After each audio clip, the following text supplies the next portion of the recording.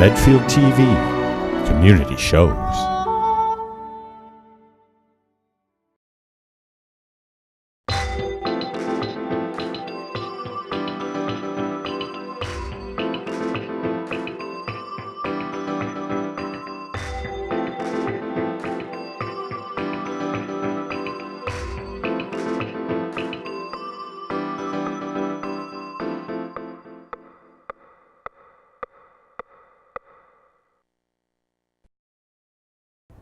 Good morning. Welcome to the Medfield Library, and I own Medfield.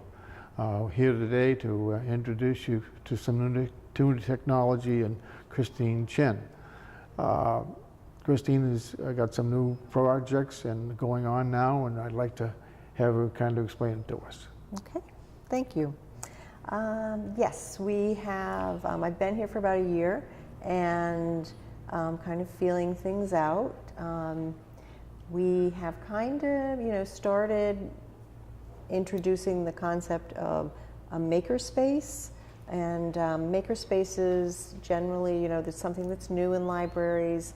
They are places where people go and they engage in different activities. Technology tends to be a big part of it. So when I came, they did have what they call a 3D printer. It was in a box. And so we brought it up and we started playing with that, and we could see that there was some interest in that, and we'll be showing you the 3D printer. And people were just really intrigued by it. They hadn't seen anything like that. So we said, well, let's introduce some, more new technology with this. So we've taken on other things. We bought what's called an HP Sprout. It's kind of like an immersion computer. It does, it's interactive. You can play the piano on it. You can also make cards and things like that. You can scan on this. It has a nice pad where you can scan up into a program. You can use a little capture stage. You can put an item on the capture stage, and then it twirls around, and you can then upload that to your 3D printer and make that item. So these are things that are, really interesting. We're also, now that we're in the next fiscal year, we have some money to buy some new things. We're always looking for things that we can loan out that aren't typical. Of course, we have books and DVDs and CDs and audiobooks, and those are the things that people expect. But before I came, they started an unusual items collection. And that is, loaning out things that maybe people don't want to buy, and maybe don't know how to use, but would be useful to them in everyday life. So we have, we just recently purchased a dehydrator, which is out more than it's in. Again, maybe this isn't something that you want to buy because you don't always, have a call for it, and you don't want to store it anywhere. But you can come in here and borrow it, especially now that gardening season and whatnot. You can, How would you use that dehydrator in the process? How do I use it? Yeah. It's just to dehydrate fruit and vegetables and things like that. Yeah. Oh. Yeah. And so a lot of people have been taking it out. That's interesting. And I think probably, at the end of gardening season, it will go out a little more. Okay. We also have the virtual reality goggles, which is really just a fun thing. It's little goggles. It works with your iPhone. You stick your iPhone in, and there is little programs that you can put in, apps that you can put in your iPhone. And what it does is it just creates, like you're just sitting in a space that is all around you. So you're, if you have one where you're in the mountains, you look this way, you look this way, you look up, and it's all there. It's panoramic, really. It's kind of it's a really fun thing. And again, that's one item that's so popular. I'd love that too, be in the mountains. I love the mountains. I know. In your armchair. Yeah. The other thing was interesting. You were saying about the space within the library. How like we're in a big. This is the old library where we're sitting right now, and of course, what I was saying before, when I was a kid, this is where you walked in the door, and this is where you were, and there was no other library. But now, how are you going to utilize this space as individualized, the different areas? Well, it's a challenge. And people may look at this library and say, oh, you know, it's really a beautiful big library. It is beautiful, absolutely. But this space is a huge challenge because I don't want to ruin the integrity of this room because it's a beautiful room. And I don't want to carve it up. I don't even want to put stacks of books in here. So, you know, so it's a huge space, but its functionality is limited. Right now, you know, we bought lamps for the tables to have, you know, more task lighting for people who come in and will do their homework. And, you know, a lot of people do come and sit at these big tables and will do their work. And this room is, oddly enough, very quiet, very quiet. This room reminds me too of the Boston Public Library, very similar. I know. With the way the tables were set up. Yep. And I saw a picture of that the other night on television. I said, oh, looks just like, I used to go there when I was a kid, when I went to school in Boston. Right. But it was, you know, back then it was all shush shush too, no talking. You know? Yeah. Well, it is shush shush here. Yeah. In this room. Oh, I know. Nowhere else, but Nothing's in this changed. room. Yes, and I think people like that feeling of being in an old library. Yeah. You A lot know? of people come in here just for rest, so. They do. On a hot day, they'll take their walk and come in the library. I do. Yeah. And just sit there and read the newspaper, or, you know, or read a periodical, and it's very peaceful. It is. It's very. This room over here. When I first came to the library, I walked in, and I was like, oh, you know, a room full of magazines. You know, really? You know, I thought, oh, that's, you know, kind of passé. But now I realize how utilized it is, and I'm pointing, you know, to the periodical room. It is so. It's used so often. It's such great light, great furnishings. People go in. They look at. You know, we have all the newspapers. All the prominent newspapers, people really use the space. That room there, when I was a kid, was closed up. It was, you couldn't get near it because the old librarian was over on the right in the corner here, and the door to that room was behind her, and you couldn't get by her. So finally, I don't know how we got in there one night. We snuck in there to see, and we were all amazed, you know, what was there, because there was more of the Historical Society had put things in there and so on, but which was buried away, which nobody saw other than, I don't remember when they opened it up when I was a kid. Right. But it was, that's the type of library it was. Very confined. It was here to do one thing, that was the study, and very little in-house reading, you know, but it... Just studying. Yeah, I went through a lot of librarians here, at least 5. I can remember when I was a kid that I remember being here. Very, you know, all were, went to school, were English majors either, or library majors. But they were very prim and proper and quiet. Thomas.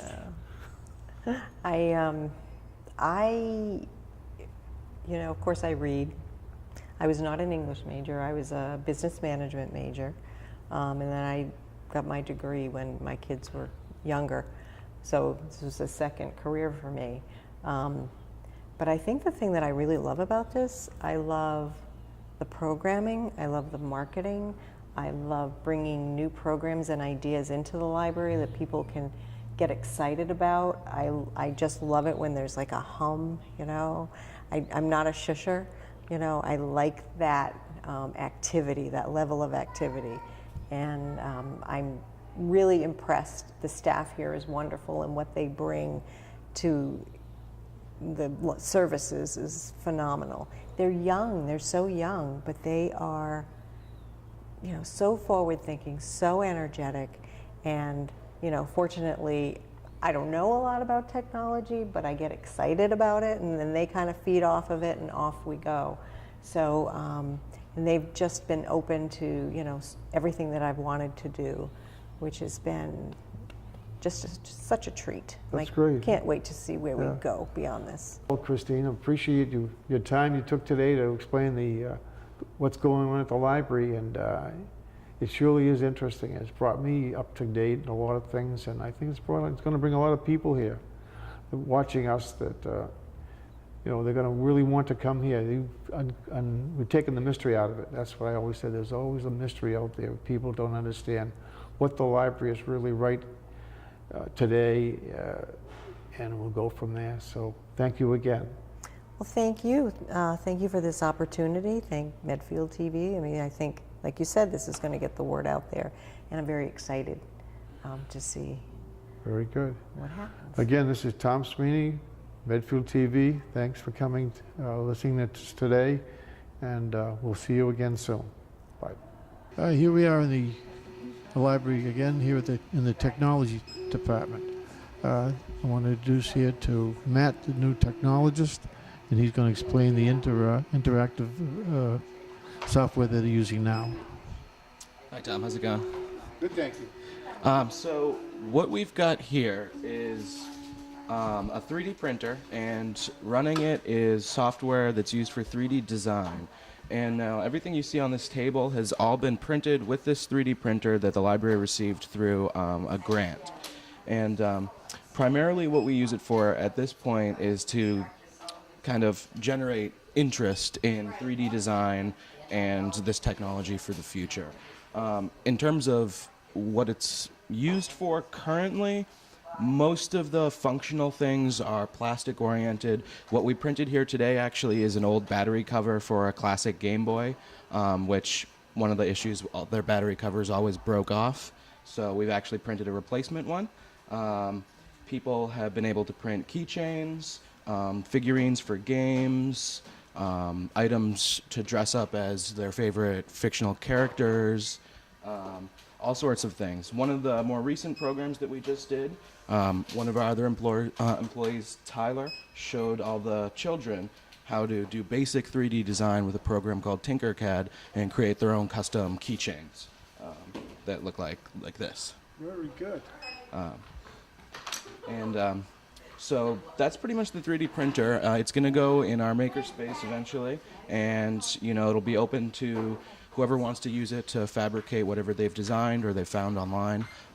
It's a really great resource. Are you still working on the space, the makeup space? Yeah, that's still coming together. We're not sure what it's going to look like quite yet, but very hopeful about that. Yeah. How many people would you, like, in the makeup space would you be working with? In the makerspace, however many could fit, hopefully. As many as want to use it, hopefully a lot. Yeah. Oh, good. That's what we're trying to find out, exactly what you're looking for. Exactly. We talked about the space in the library, how to utilize it to the technology. Yeah, exactly. Yeah. So how long have you been doing this? The 3D printing we've had for about a year now. In terms of having it out and doing programming, that's been the past few months. It's taken us a long time to really get a handle of it ourselves. It's a learning process for everyone involved. No one really took a course in 3D printing when they went to library school. So we have to figure it out as well. And where's your background come from?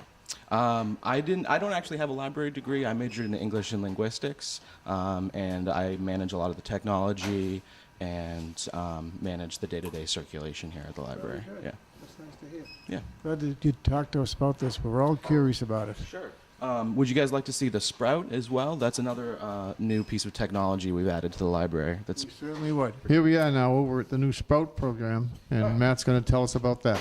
So what we have here is an HP Sprout, and the way that they have kind of marketed this as an interactive, kind of full-force creativity studio, personal computer, all-in-one workstation.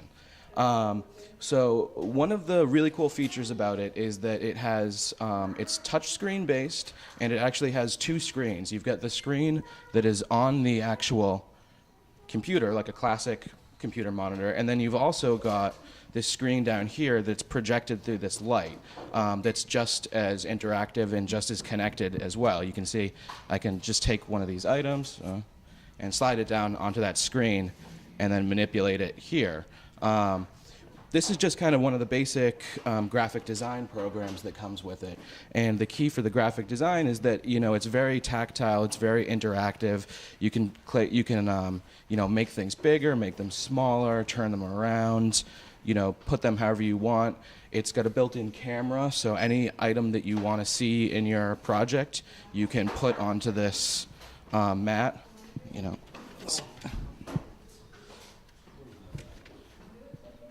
something like that, and it'll take a picture of it and add it to your creation, and you can resize it, manipulate it however you want, to get it however you would like for your poster or picture or whatever. So it ends up looking like that, and I can resize it, and I can put it however I want on this screen to create, advertisements or cool posters, custom things like that. And that's just kind of the graphic design element as well. It also is used for a variety of educational type programs. There's an interactive human anatomy. You can explore bone structure, cell structure, etc. There's a program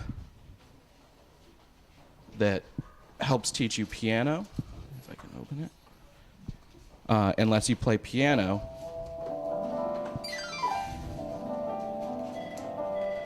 on here as well, and shows you the notes, and you can play along with songs to learn, basic things.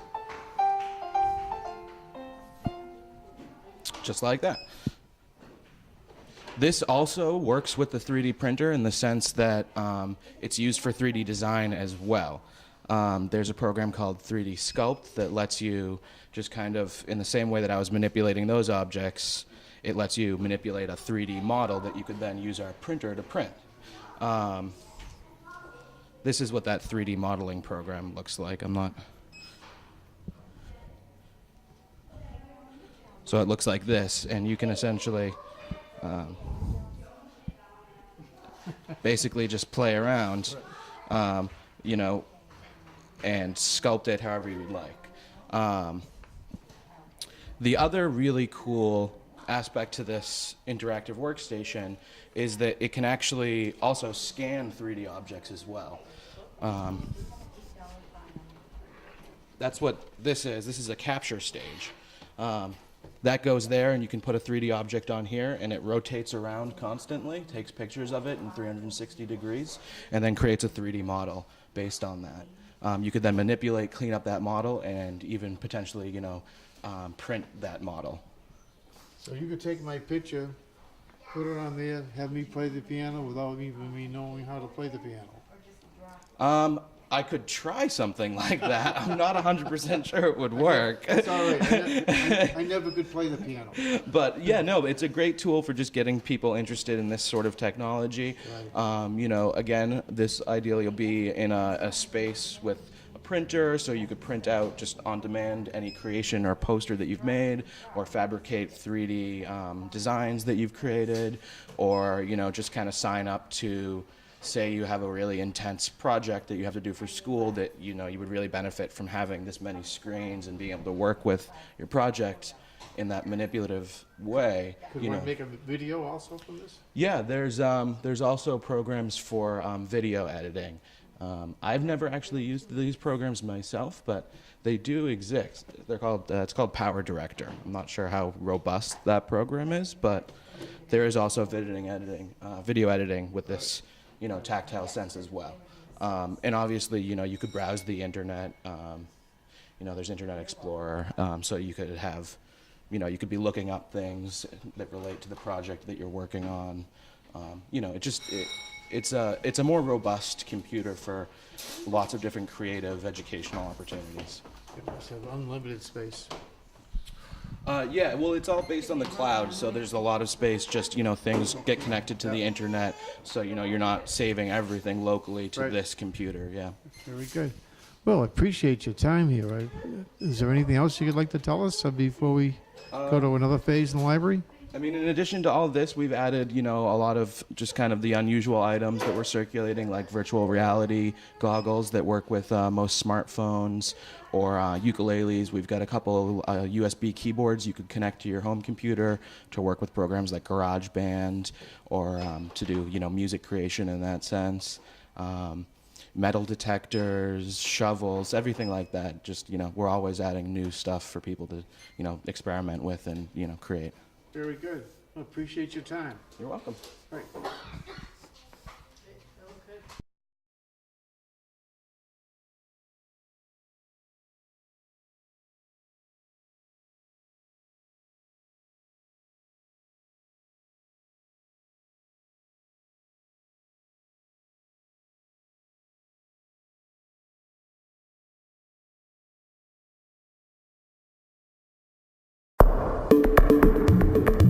The preceding was a production of Medfield TV.